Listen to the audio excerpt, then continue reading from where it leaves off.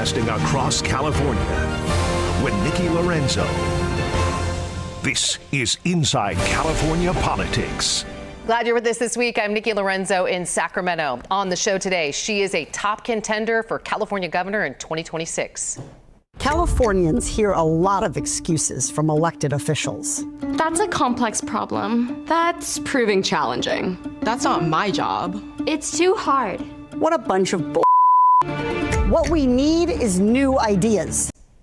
That is Katie Porter. She is running to be the next governor of California. She is a former Democratic member of Congress, ran for the U.S. Senate last year, a professor at UC Irvine, and a single mom of 3 kids. And Katie Porter joins us now on Inside California Politics. Thanks for being back. Absolutely. Okay, so the last time we spoke when we had you in studio, you hadn't announced your candidacy yet. You are now in this race. And I want to start, too, with that clip that we played from your ad and paraphrase. You say there are BS excuses on how to fix California problems from our leaders. Do you feel like our leaders in elected office aren't doing their jobs right now?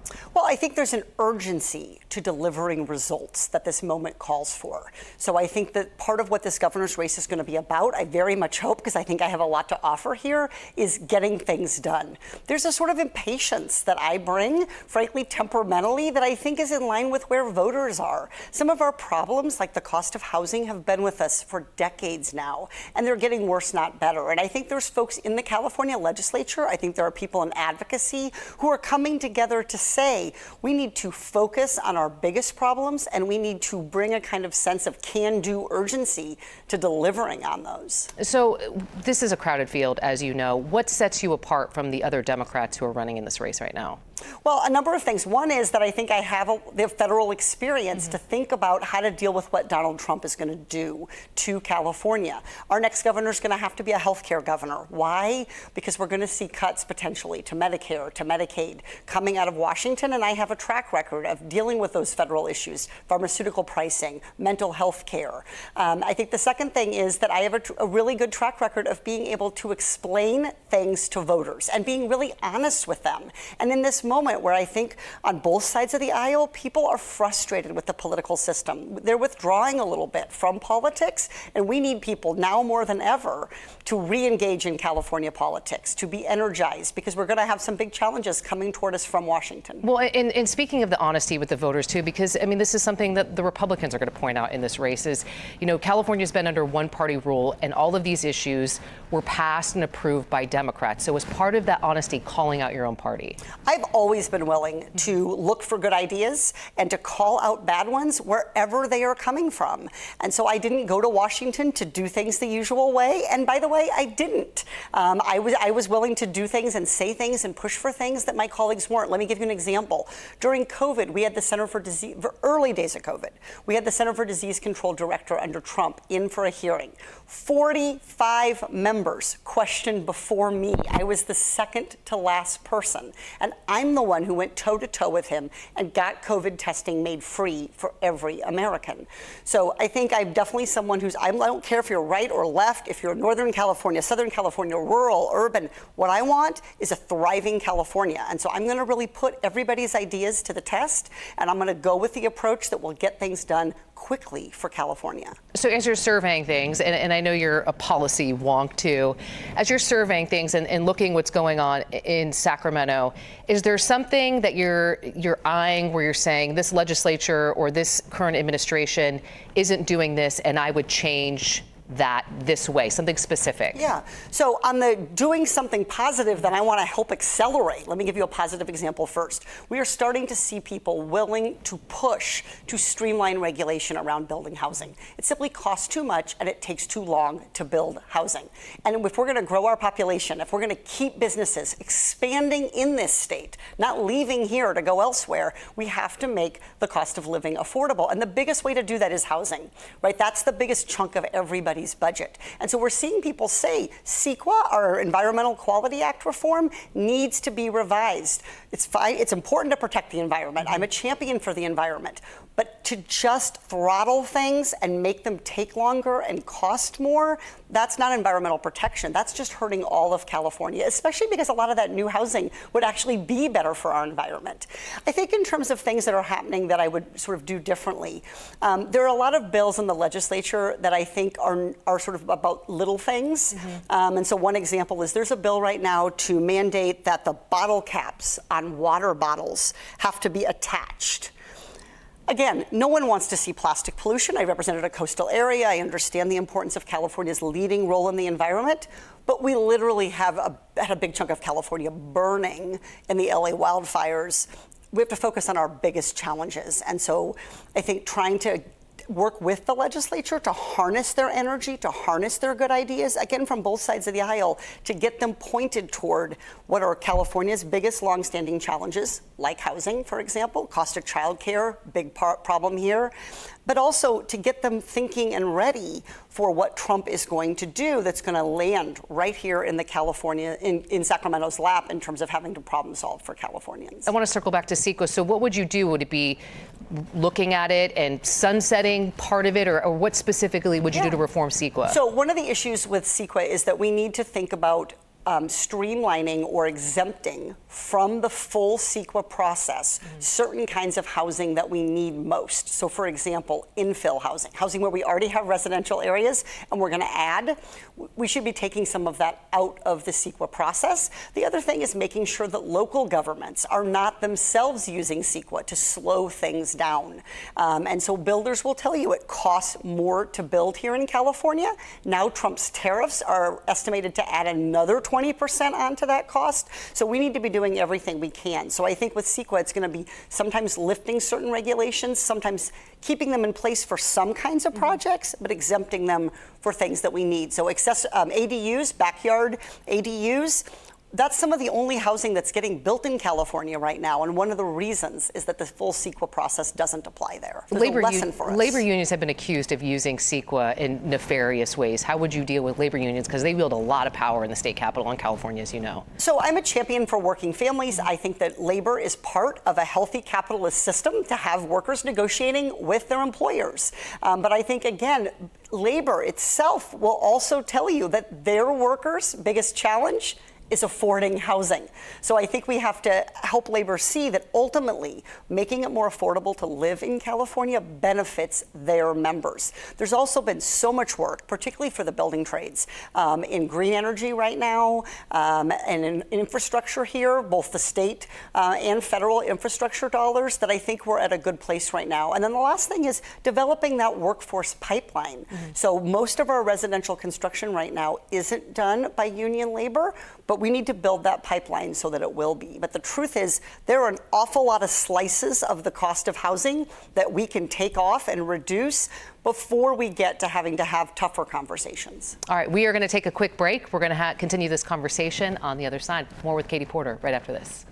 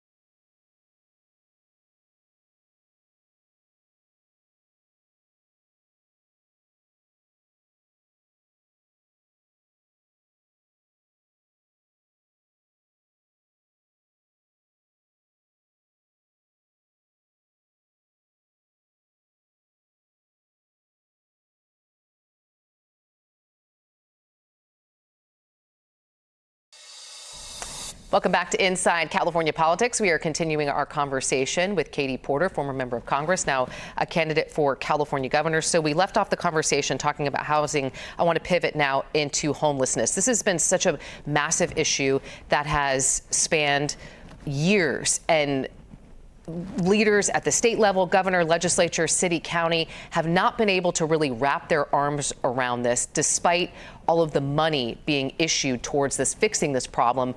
What would you do differently as governor? Yeah, so I think we are seeing local leaders develop some approaches that are working. But one of the problems is for every family that's being moved or person off the streets into permanent supportive housing, into some kind of living situation that's permanent, more are coming because of that cost of housing. So I think one thing is it's just really important to understand homelessness doesn't come from nowhere. It is directly related to the cost of housing. It's also directly related to people's ability to get substance use treatment and mental health treatment early when they're first experiencing these conditions. The data is really clear on this. The longer somebody experiences chronic street homelessness, the more difficult it is to help them, the more expensive it is to help them. And so I think one thing I would say to people is we can't expect our local governments to solve homelessness if the state and the federal government are not doing their part to bring down the cost of housing and prevent homelessness. I'm interested in that prevention piece. It is much, much cheaper and much better for us as a society to spend a little bit of money to keep a family able to pay their rent than it is to have them wind up in an overcrowded situation, living in their car or living on the street. So I think we're working on dealing with the end point of the problem, which is people who are experiencing street homelessness. We need to do more on the prevention pieces, all the way back to the cost of housing. I think the other piece is really, again, making sure people are getting the care that they need and empowering. I thought Governor Newsom's Care Court concept of saying to people, you have to get this care, or if you're continuing to experience these problems, it's up to us to make sure as a society you're getting the care you need. And I'm interested in visiting some of those courts. I've already started talking to some of the judges to understand whether those courts are working. And people also, there are so many layers to this crisis California is dealing with, because it's a cost issue, it's a housing availability, it's a mental health issue, a substance abuse, and then there's also a layer of it that people see there's criminal activity going on. And I want to specifically ask you about Prop 36, passed overwhelmingly by the voters in the last election. Democrats in the legislature have been accused of sort of not implementing it fast enough. Where do you stand on that? Well, so one of the things I did here that I think is really really emblematic of how I'm going to approach this job is I went and got information. I didn't assume that just what Democrats say is the right thing. I went and talked to people. I talked to retailers. I talked to some law enforcement folks. And I asked them, what is it that Prop 36 is going to do well, or what is it not going to do well? And one of the most surprising things I heard was from some of the retailers themselves that while Prop 36 gives more tools for criminal enforcement on the back end, they would like to see more tools to prevent shoplifting on the front end or retail theft. So I do think Governor Newsom's program to crack down on the sort of large groups of retail theft, the high-end retail theft, was important. When you talk to retailers, they're saying, once we've had to call the police and make an arrest in the store, that's already caused a big disruption to our business. We want clearer rules to be able to know when can we use surveillance, when can we detain someone, how can we set our stores up in ways or design our parking lots in ways that keep people safe as they're going about their business in California. So I do think Prop 36 is the law of the land. California voters have voted for it, and so we do have to implement it. And I think that's a big job of the governor here, is to do some oversight. You know, I famously am passionate about oversight. I think it's important for the governor to do oversight. If a law is passed, then let's get it implemented. If it's not working after it's implemented, it's also the governor's job to report that back to the legislature and push for further changes. I want to ask you about a battle that's happening in the Capitol right now, and I want to ask you about this because Lieutenant Governor Eleni Kounalakis, who's also running for this job that you're running for, came out and spoke out in favor of this legislation. Sex trafficking bill, this was the subject of our show last week, making an automatic felony to purchase 16 and 17-year-olds for sex in the state of California. Where do you stand on that? Because there, again, a lot of debate over this. This was introduced by a Democrat, and then sort of things unraveled at the state capitol. If you were governor, what would your stance be? Well, I think this is really straightforward. Children should never be purchased, used, or abused for sex trafficking. Period, full stop. I'm the mom of 3 teenagers, a 19-year-old, a 16-year-old, and a 13-year-old, and I don't think there's anyone in this, or certainly anyone who should be in leadership in California at the top levels of our state, who should think otherwise. how exactly this bill moves through the legislative process, I think this has been a little bit of a hot mess, frankly. And so I think it's important for us who are running for office, who are in leadership, to be unequivocal with voters. Children should be protected from sex trafficking in California, full stop. And that includes 16 and 17-year-olds. California is often very quick to put requirements on 16 and 17-year-olds. Think about our graduated driving license requirements. And so if my son can't drive past 11 p.m., he sure as hell shouldn't be able to be bought and sold for sex. That's disgusting. And so I think I trust the legislature, including the Democrats in the legislature, to get this over the finish line in a clean way. I think what we saw was a little bit of a procedural mess. I'm looking forward to seeing it cleaned up and being able to see a bill signed in law. And I think the Assembly member who's led on this bill comes at this with some real expertise. And so listening to her is really important, letting her use her expertise in the legislature. When I went to Congress, I had expertise in consumer protection.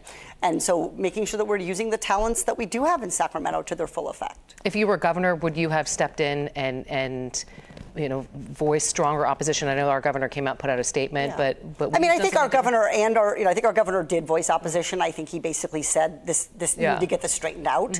I think it's the legislature's job to do that. So I credit Governor Newsom. He doesn't, usually comment on pending legislation. The fact that he did here is, I think he too, as a parent, understands that there's nothing more important to parents than their children's safety and well-being. And so this needs to go back to the legislature. They need to get it together here and get this one over the finish line. Okay, another hot button issue that has a lot of focus nationally too in California, high-speed rail. As governor, well, first of all, where are you on this project? Are you in support of continuing the high-speed rail project? Well, so look, increasingly, the evidence is showing that this project is not going to be able to be completed remotely on budget or remotely on time. I think we're already past those benchmarks. Right. So I don't think we should sort of BS, I think I can say that. Yes, I don't think we should BS California voters. They have noticed that we don't have a high-speed rail, and they have noticed that we have spent money on it. So I think one of the first orders of business as California governor is to take a clear-eyed, fresh look at this project. If we're going to do it, we got to get it done on a certain timeline.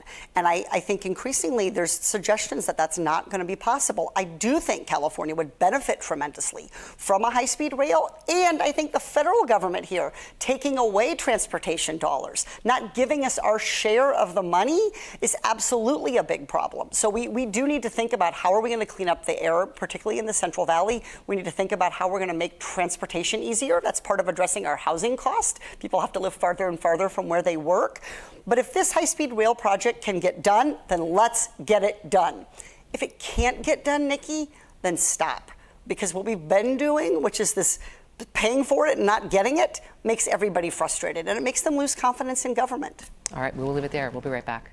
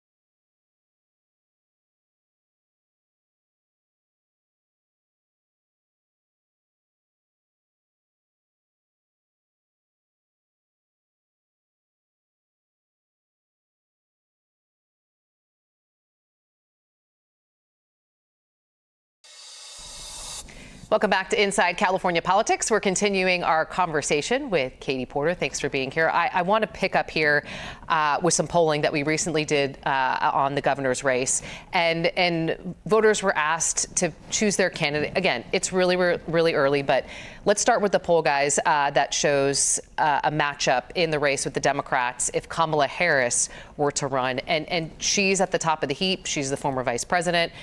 Clearly a lot of name ID. She has 31%, and you're at 8%. Okay, so let's take the former vice president out and go to the polling that has you at the top. 12%, again, 54% undecided. But a lot of the conversation amongst the political consultant class is, if the former vice president doesn't run, you are the front runner. When you see these polls and you hear, those comments, does it matter to you? Well, what matters to me most is actually what I'm hearing in conversations with Californians. So, polls are for pundits.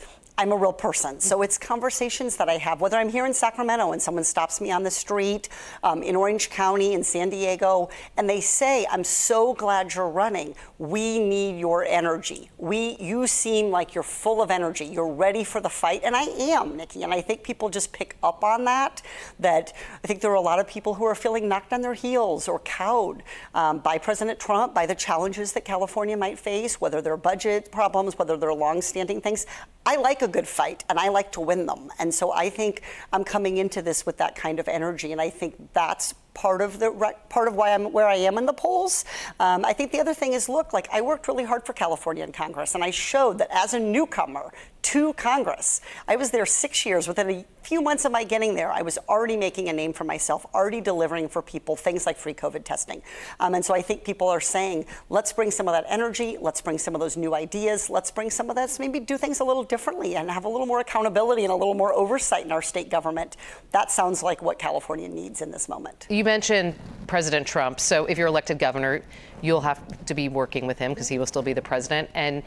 And you saw this switch in rhetoric with Governor Newsom after the election, and then the LA fires happened. And you have to work, with sometimes people you don't align with politically. So how would you thread that needle? How would you work with the president? So I think this is an area where I have an advantage over the other candidates because I'm not coming out of life in supermajority California with Democrats. Congress was in Democratic control, Republican control. I served in Congress in 6 years under Democratic president, Republican president, and I always had really good relationships across the aisles. So, for example, Republican Doug LaMalfa from Northern California, we did a bill together to make permitting easier. So when people want to go do things on our public lands, they can get their permit. I've always been someone who really values having frank conversations. People know that I am a person of my word. So if I ask for your support on a bill, you can count on me to get it. If I give you my word that I'll support your idea, you can count on me to do that. And so for me, again, it's not about Democrat, Republican. It's about good ideas. And sadly, we are not seeing good ideas coming out of Washington right now. These tariffs are not good ideas. Firing so many central people who help take care of our federal workers who help take care of Americans. Cutting programs like Meals on Wheels. These are not good decisions. I very much hope that we see different ideas coming out of Washington, but make no bones about it. What matters to me is not that President Trump is a Republican. What matters to me is whether he's hurting Californians or he is helping them. That's the litmus test I'm going to use, and those are the way I'm going to approach those conversations. All right, well, we have a long way to go until 2026, but it will be here before we know it. Appreciate you giving us some time here on Inside California Politics. Look forward to more conversations and stay safe out on the campaign trail. Thank you very much. We'll be right back.